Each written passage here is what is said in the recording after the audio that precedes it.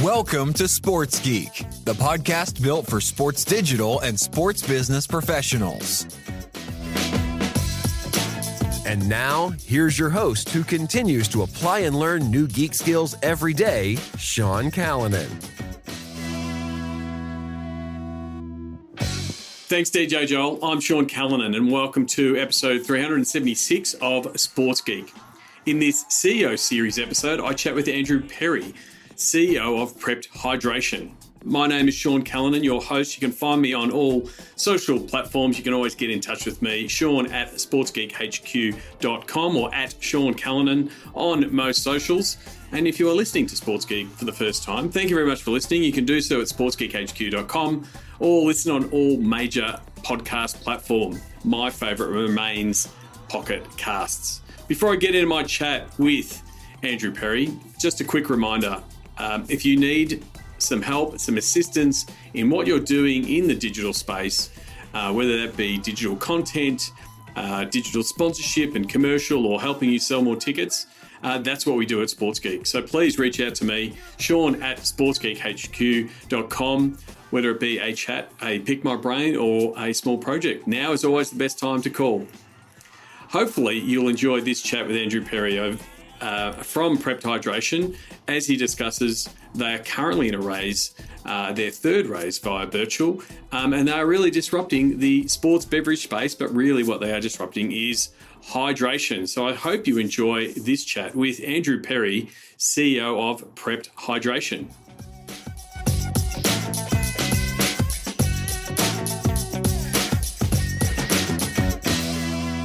Very happy to welcome Andrew Perry. He is the CEO of PREPD Hydration, a hydration startup based in Adelaide here in Australia. Andrew, welcome to the podcast. Hey, Sean. Thanks very much for having me. Great to be here. Not a problem. Well, it's a little bit of a different interview today. Normally we're talking with sports teams and leagues and venues, but I want to talk to you about, I guess, your startup journey and how PREPD came about. But I always ask people to kick off the podcast how they got their start in the world of sports. What about yourself? What was your sports business origin story?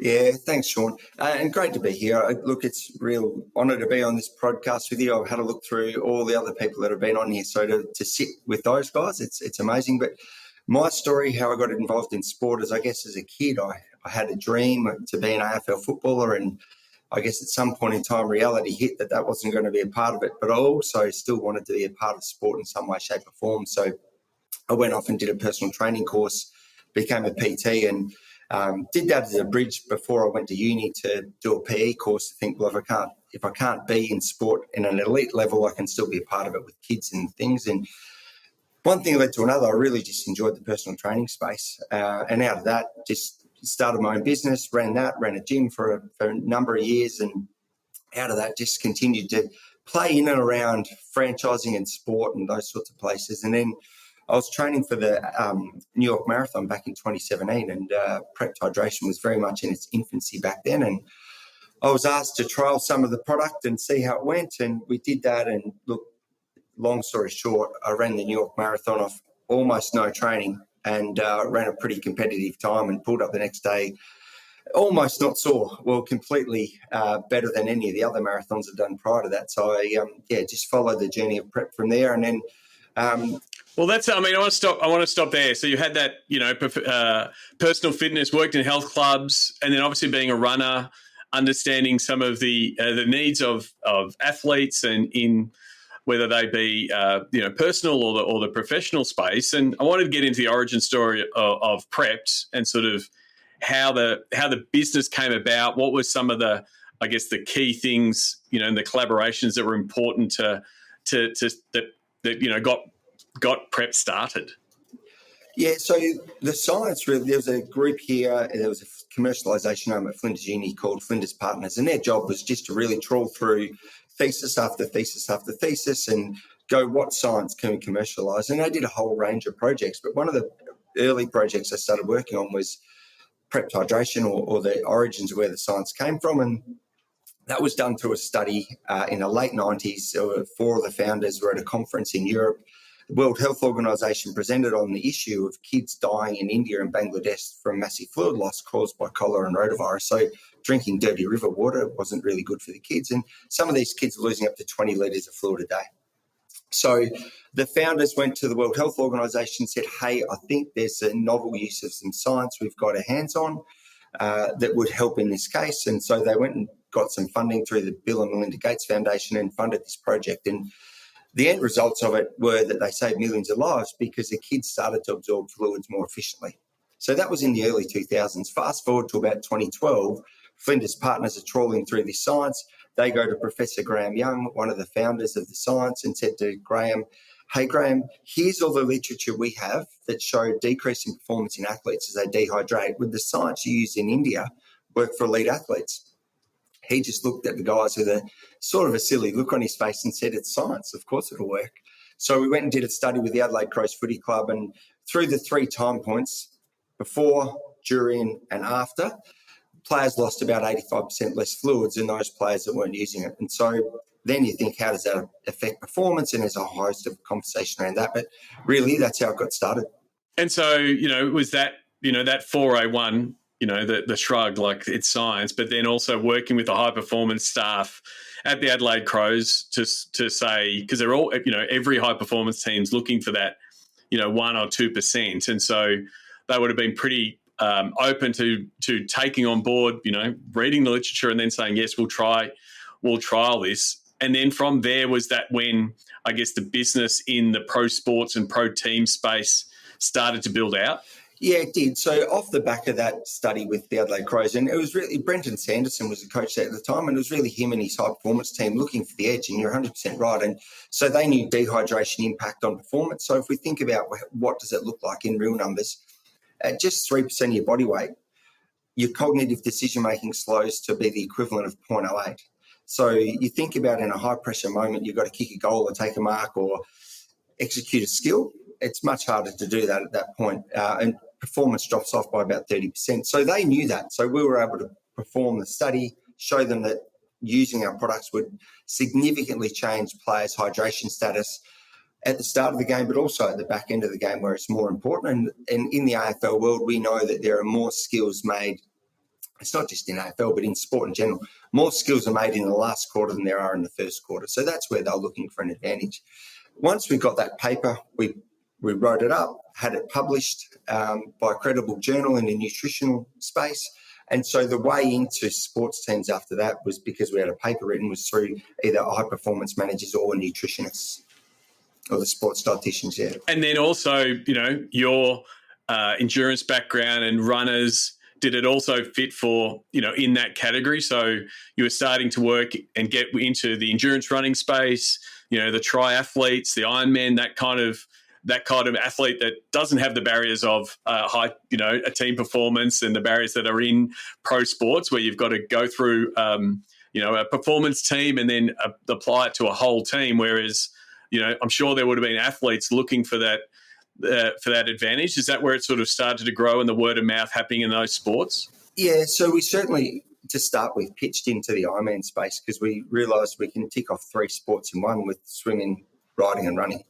And so that was, I guess, the catalyst for where the business started is we said, well, we went to Ironman, Oceania, partnered with them and hit up all the Ironman athletes, and we still have a really strong supportership through triathlon at the moment. But the key personnel, or the 2 key people for that was Tim Reed, who's a 70.3 world champion, and Tim tested the product until it was conclusive that his performance was better off the back of prepped hydration than it wasn't when he wasn't using it. Tim's a high sweater, and so therefore he's losing more than 2 litres of fluid an hour. So over the course of an Ironman where they're out there for eight hours, that's a long time and a lot of fluid to lose. So he proved it himself. And the other athlete was who now rides for Liv Jacob is Amber Pate, was the other initial ambassador that we took on. And Amber was the same. She just conclusively came back and said, I just feel better. Like, I can't put it into words and those sorts of things, but I just feel better. I feel stronger. I can hold more power. I can do all the things that I couldn't do before. And then the other thing is because they've got appropriate hydration, when they get the tap in the shoulder from the testers post race, they're not waiting 8 hours to provide a sample because things are working. Yeah, Izzy Bat-Doyle, one of our other ambassadors, she's an Olympic runner. She runs 5,000 metres over in Tokyo. She's pretty close to making the Olympic team for Australia for Paris 2024, but she's extended herself out now to the marathon. Izzy has said to me the penny dropped for her that her hydration status was significantly better when she reduced the time it takes to produce a sample post an event, when the drug people come around and WADA or ASADA come around and want a urine sample. But she's gone from somewhere up to 5 or 6 hours down to, normally less than 2 hours post-event.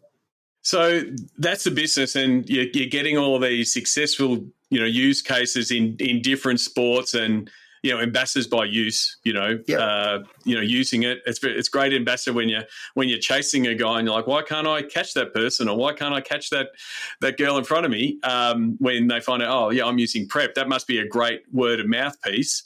When did you get to the point that you're at now in looking at we need more funding to grow and raise and tackle what you want to tackle? You did a successful crowdfunding with Birchall in September 2020. Why did you go down that path and not sports normal VC funding? Why did you go down the crowdfunding path? The crowdfunding path popped up because of COVID, to be perfectly honest. It was the VC funding and those things weren't available in 2020 when you're talking about. And so to get to that point, we'd rung our customers because no one could leave the house and all those sorts of things. So ringing people was amazingly effective back then. So we rang all our customers and asked them why they used it and what they liked about it and those sorts of questions. And off the back of those phone calls, the team and I were just really enthused by how passionate people were around the product. And so I went to the board and said, I think we can raise some capital from our customers. They're really passionate about our product. So we did that crowdsourced funding raise back in 2020, and you're right, we raised almost $800,000, and a vast majority of that came from our customer base.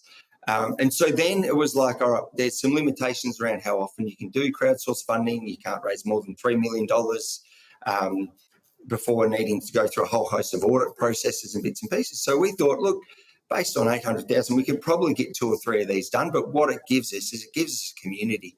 It gives us a whole host of people that are passionate around a project and around a movement in what we're creating. And so that led to when we started to hit supermarket shelves, or when we started to hit petrol and convenience stores and those sorts of places, the first people that were doing the buying for us to keep the product moving off the shelves were the people that had put their hard-earned into the business. And so that's why we went to crowdsourced funding. We knew that we'd build a big, strong community of people that could take us a long way, and that's certainly been the case so far. I mean, for those who have read Kevin Kelly's 1,000 True Fans essay, it's a real, it's absolutely vital in that crowdfunding space. Is if you, in his essays, if you have 1,000 true fans, then you can really take it far. And Birchall had just started, like it was just still in its infancy of that VC funding, because the legislation in Australia had just changed from the Kickstarters and those kind of things, which were, hey, you're investing and helping get a product, to an equity raise via crowdfunding. So it was sort of right time, but also you had to have that community, because like when I've spoken to people at Birchall, they're like, we're a platform. You've still got to do the work to bring your community in, have them buy in, be your biggest advocates. And so, so what was, I guess, that roller coaster ride of, pressing the button, letting it go and watching the number, having to hit the minimum? Like, what was that roller coaster ride like in that first one? Yeah, look, it's uncharted territory. You're 100% right. Like, you had no idea how it was going to go. We had strong EOIs. We then had strong investment. But to your point earlier, it was really early days. Like, we were the 50th raise on Birchall back then. They'd been around for a couple of years. So it was still very early days for them in terms of working out what was the best process, how to go about it. But Matt and his team were unbelievably supportive, and I guess that's the key part to it, is that they do have a really proven track record now. I think they're up to over 350 raises.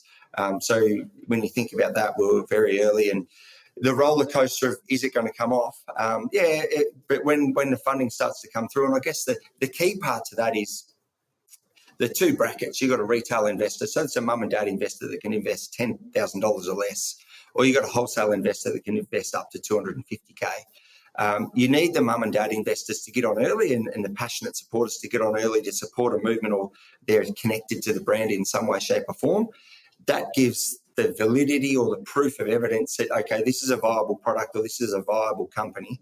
Then the VCs come in late. And we've seen that on both the raises we had previously, where almost 50% of our funding would come in that last week, which is, in some aspects, it's okay, but in other aspects, it's quite nerve-wracking, to be perfectly honest. But yeah, it's a yin and yang approach of the retail investors doing the heavy lifting early, and then the wholesale investors coming late. Yeah, I mean, as someone like, I use the commercial product side of the virtual business, the Possible campaign, which is their Kickstarter one, and it was a different beverage. It was a beer for my esports team, but the same sort of premise. You got to get the crowd around it. So they had the architecture to go to the VC, the crowdfunding model.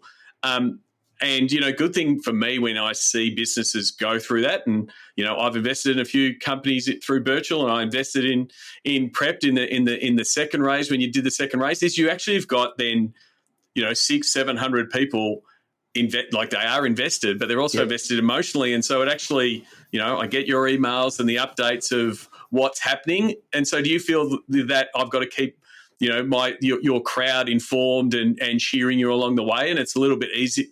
It's almost easy because you've got this bigger group rather than, 3 or 4 VCs that you present to on a regular basis. Oh, Sean, most certainly. And keeping the crowds informed, it's quite easy in the sense that every month when you're creating board papers, it's really a script of what's happened for the last month and giving an update to the board. So you just recreate that and send it out to the investors and keep them really well informed. And I think the more informed they are, the better they are, the easier they can make decisions, but they can also share that information. So they're at a barbecue and they say, oh, guess what? The Prep brand I'm invited or invested in has been invited to a Strava event over in the US. I can't believe that. They're invited along with 50 other brands around the world.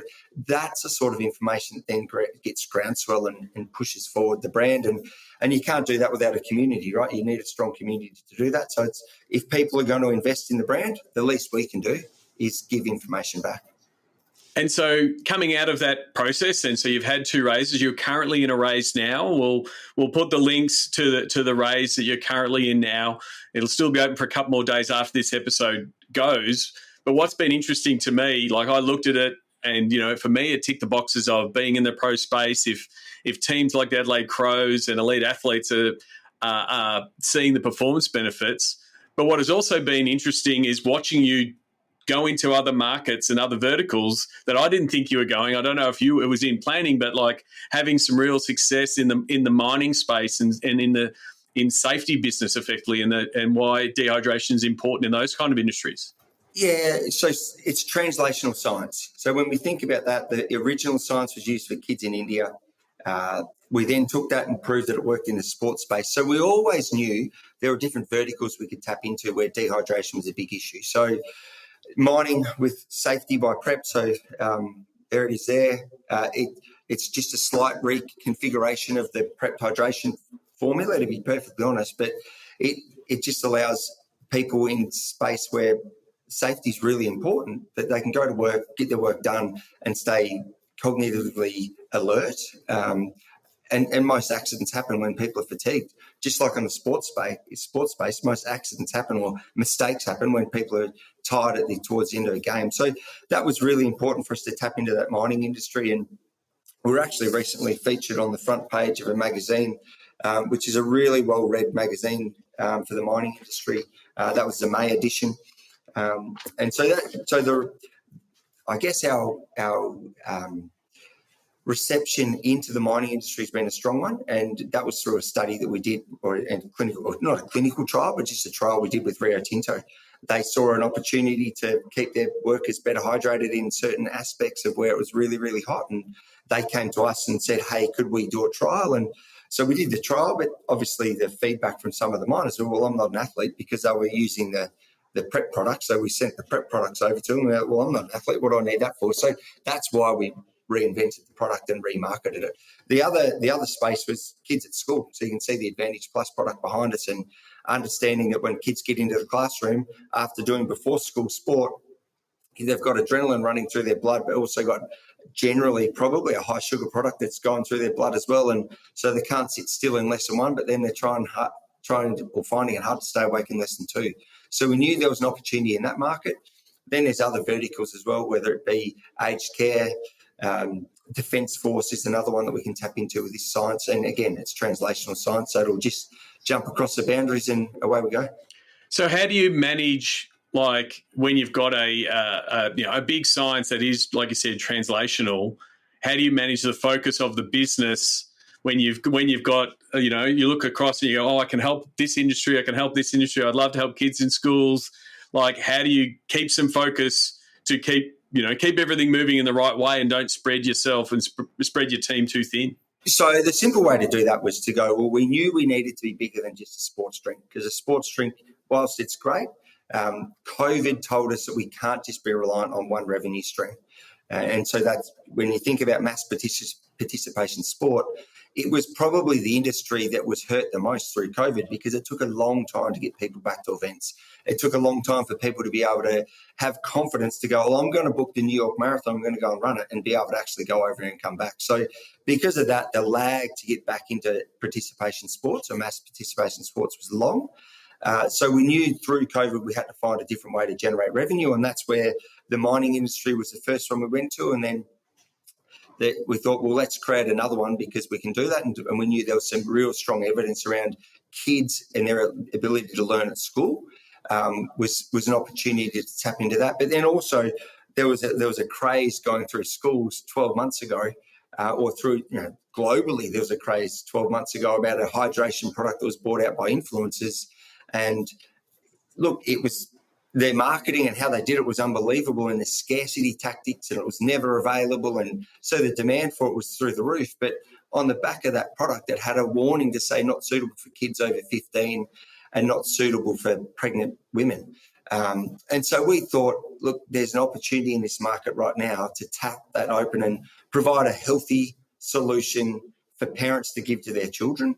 And when we started to do that, that's where Travis Head came to us and said, hey, I'd like to support a South Australian startup. I'd like to support someone that's doing something good for kids. So how can we form a partnership? So I guess when you're doing good things for good people and making a difference to society, good people come to you and say, hey, I can help. For those who don't know, Travis Head, an Australian cricketer, will be well familiar with dehydration, playing in the heat of India in the IPL. I think he got 89 off 30 balls last night, so he would have had a fair old crack last night. But I did want to ask you that piece around, the long game of the science wins over, the hype.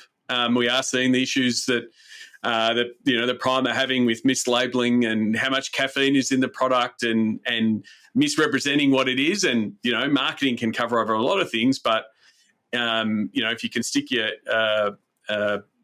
stake in the ground on this is science and this is what it works, did you have to sort of wade yourself and steel yourself while that hype train was happening?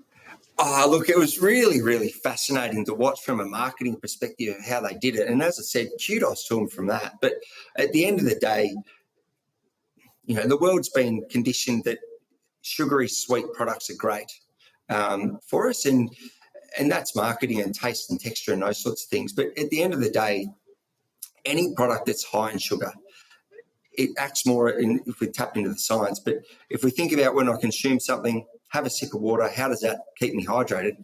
It's absorbed through the small intestine back into the bloodstream. And that's how we stay hydrated. High sugar products, instead of absorbing fluids or pushing water molecules out of the small intestine, the sugar absorbs the water molecule and sucks it through, and you urinate it out. And then 2 hours later, guess what, Sean? You're thirsty again. So you go off and buy another one. Insert high sugar product. It doesn't matter what it is. So we wanted to change that, and that's why we're committed to changing what hydration looks like. And we know we can do it, and you're right, it does take time for science to win over marketing, but we've certainly made great leaps forward. And I think one of the feathers in our cap from that perspective is when Strava reached out, and for those that hopefully people know who Strava is, but it's a fitness app. You go for a run or a ride and you track what you do, and it sits there, and it's virtually an online locker room, which is how the founders designed it, to give kudos to people. They've got over 100 million people in 175 countries around the world that use their technology. When they reached out and said, hey, we've got a camp in LA, we're inviting 50 brands around the world that are helping people move better, we want to invite you. That was mind-blowing, to be perfectly honest, to go, well, we're this South Australian startup. I always get in trouble for saying we're a little South Australian startup.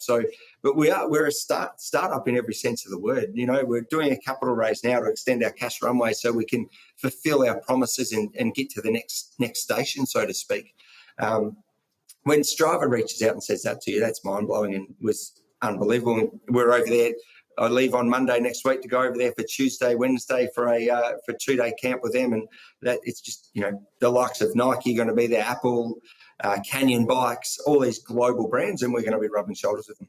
Well, effectively, it's, you know, no one lists it as a social network, but with those kind of numbers and that, you know, that word of mouth power of, you know, I know mates who are either Strava on their bike or Strava on their, you know, mapping their runs, that, you know, that social word of mouth, you know, is what is powerful for you, you know, and obviously people saying they're having better runs than that because of hydration. Best of luck at the Strava conference in flying the PrEP flag. Flying the PrEP flag, but also flying the flag for Australia, right? I don't know who all the other 50 brands are, but all the ones they've listed, they're global brands. I haven't seen any brands from Australia, so we're really, I guess, humbled by that, and happy to fly the Aussie flag. But I'd love to meet some Americans over there as well.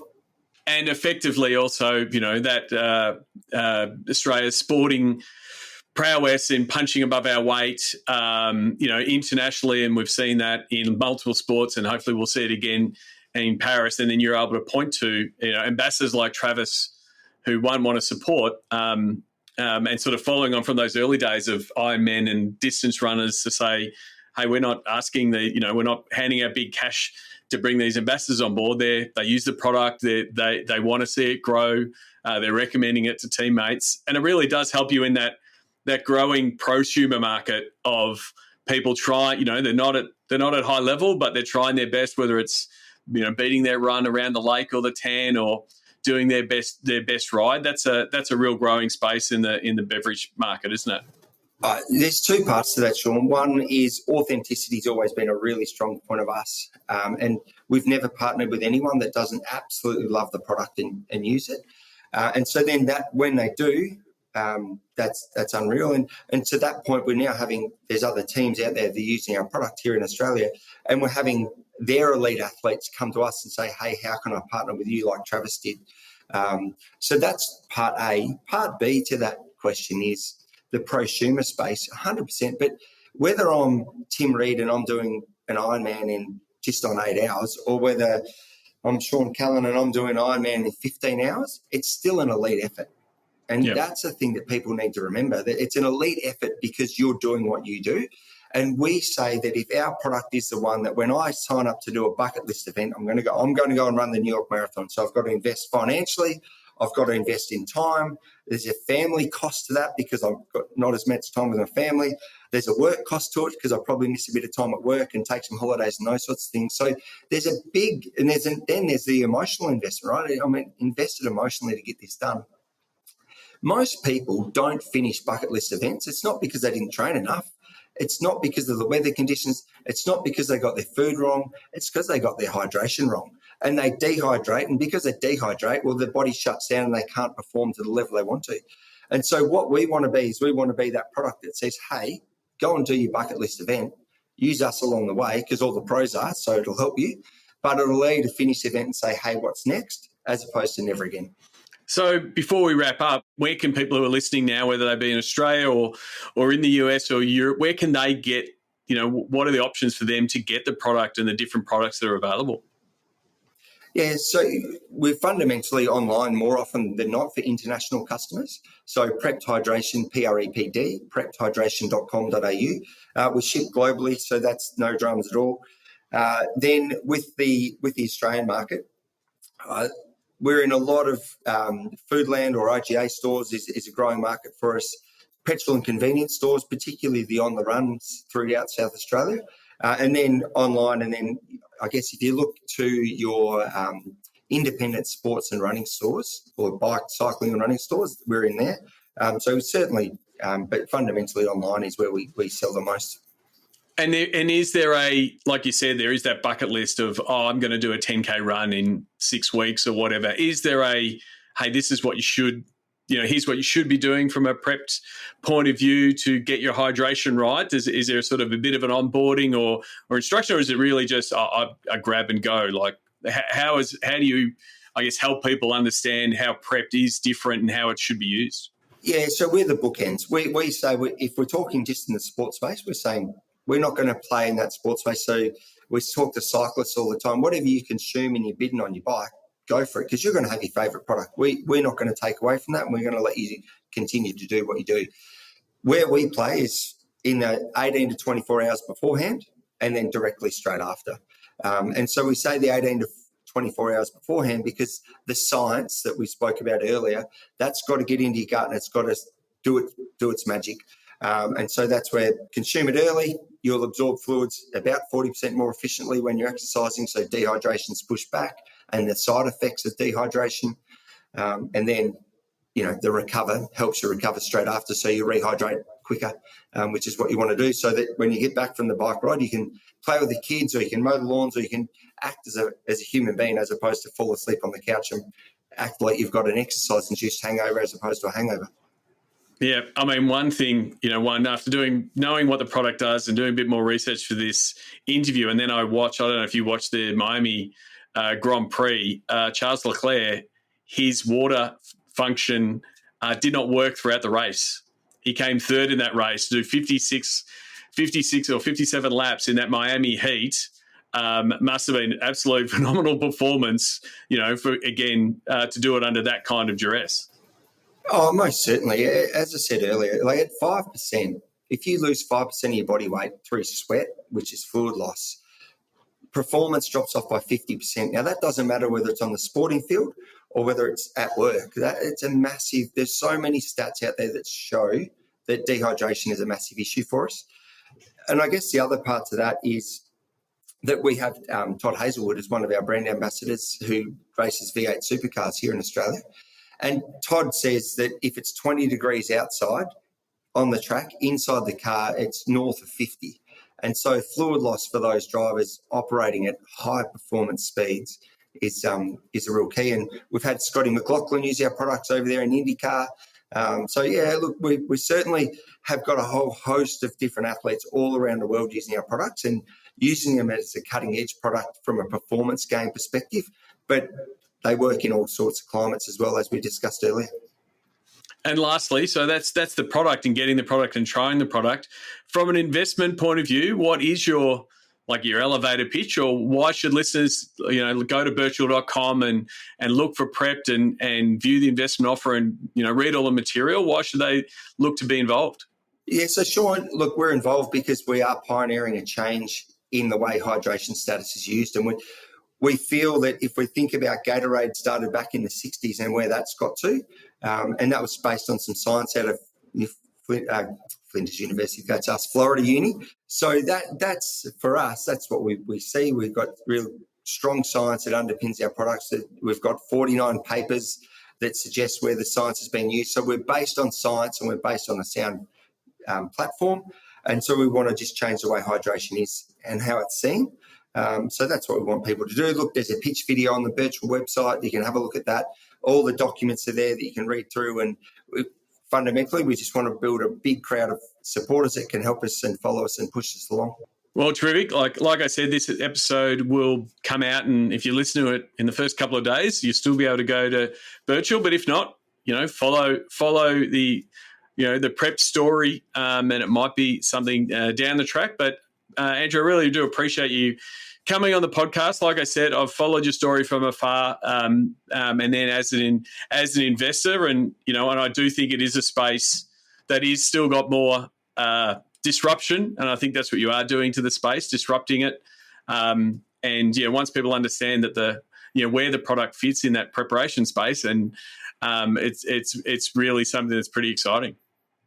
Well, I guess not just the preparation space, it's the Advantage Plus. I mean, this is an everyday consumable. When we see that product sitting on the shelves really comfortably next to an Up and Go or something like that, where it's lower in sugar, it's sustained fibre, so it gives you a slow release carbohydrate.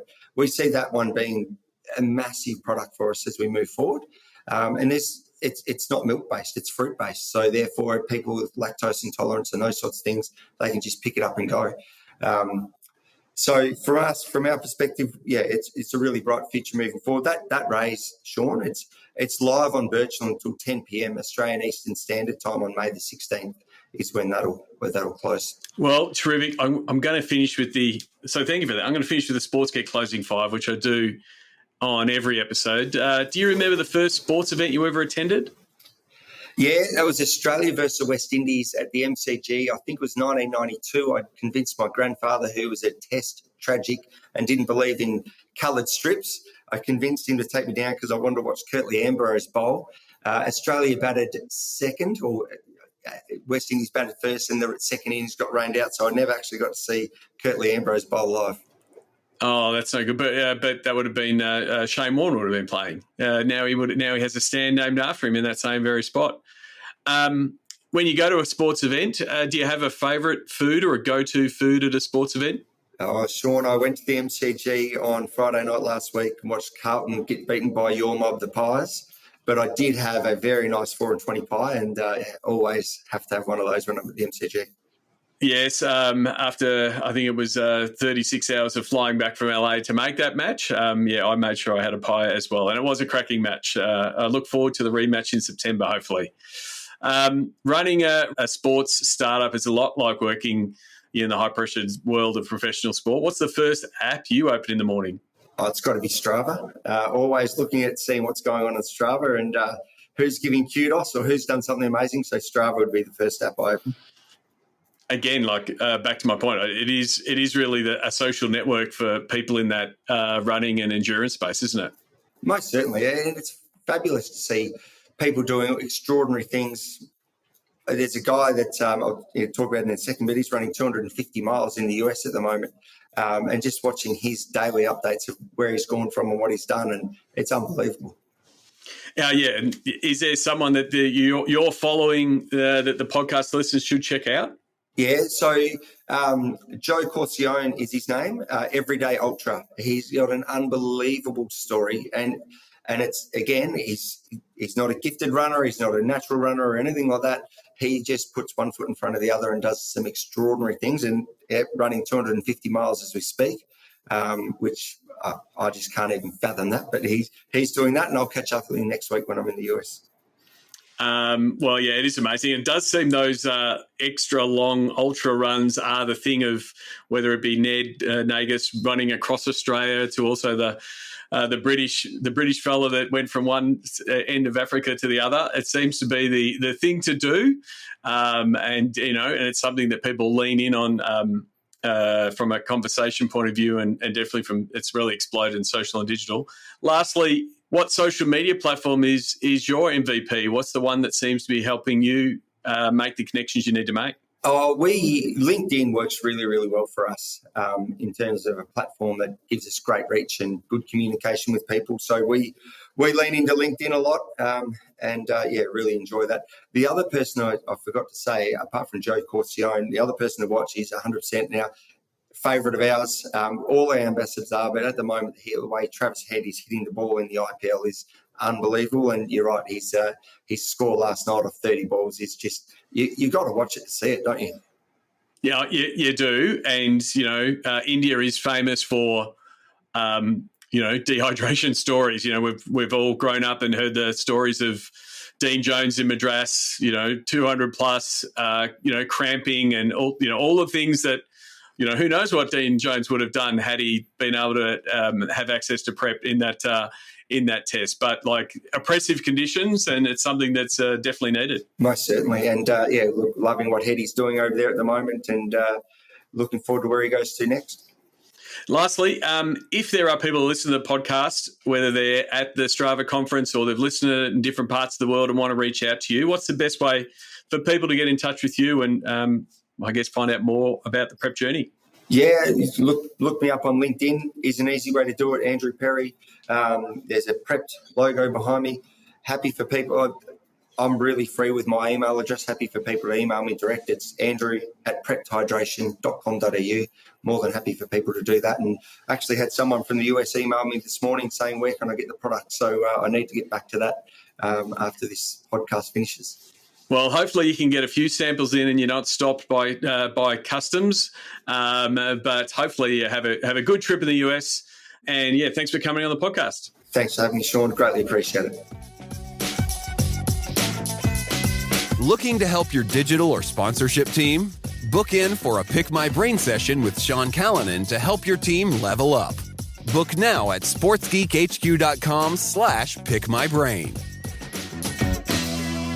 Thanks again to Andrew Perry. You can connect with him on LinkedIn. We will have the links to his LinkedIn in the show notes. You can go to sportsgeekhq.com/376. For more information about Prepped Hydration, you can go to Prepped Hydration, PREPD hydration.com.au to find out more about the science behind Prepped and some of their product lines, and even get access to it. And if you are interested in the crowdfunding raise, it's happening currently on Virtual. You can go to virtual.com/company/prepped. That's PREPD. And I guess what I should do is give full disclosure and sort of tell you why I have invested. I invested in the second round via Virtual, and I plan to invest in the third round. That is going to close in a few days. So if you're listening to this immediately after the podcast is released, and hopefully you're one of those people that hits play as soon as the podcast comes out, you have the chance to invest if you would like. Why have I invested?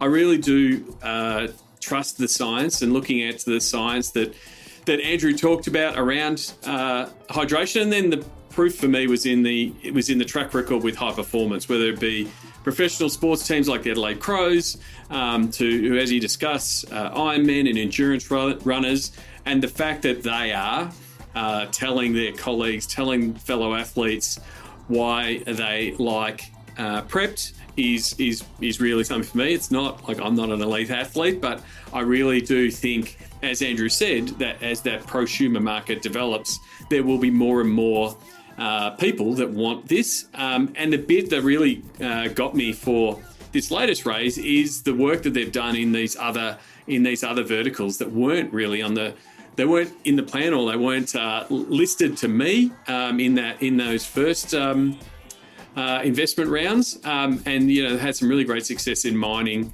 in helping solve hydration issues there. And then I think the advent of the Advantage Plus product for school children will be an amazing success. So I think they're going about it the right way. They're taking the long view approach. They are battling. It's a very competitive space, the sports hydration space. They've carved out their space in that preparation, that 18 to 24 hours before. So, you're not comparing them to a Gatorade or a Prime in that sense, but they're ticking all the boxes with the science and the health. And as always, I don't normally do advice around investments. This is not, please seek your own advice. Please seek your own financial counsel. Don't come back to me because I'm not a financial planner. I think that's good enough for a disclaimer. I'm going to use it as that. Thank you again to Andrew. Please check out Prepped. Until next episode, my name is Sean Callanan, and you've been listening to Sports Geek. Do you get Sports Geek news? Sean Callanan analyzes the latest sports business articles for you weekly. Sign up at sportsgeekhq.com. Want to help drive more revenue from your digital efforts? Book a time for a call. Go to sportsgeekhq.com/phone call.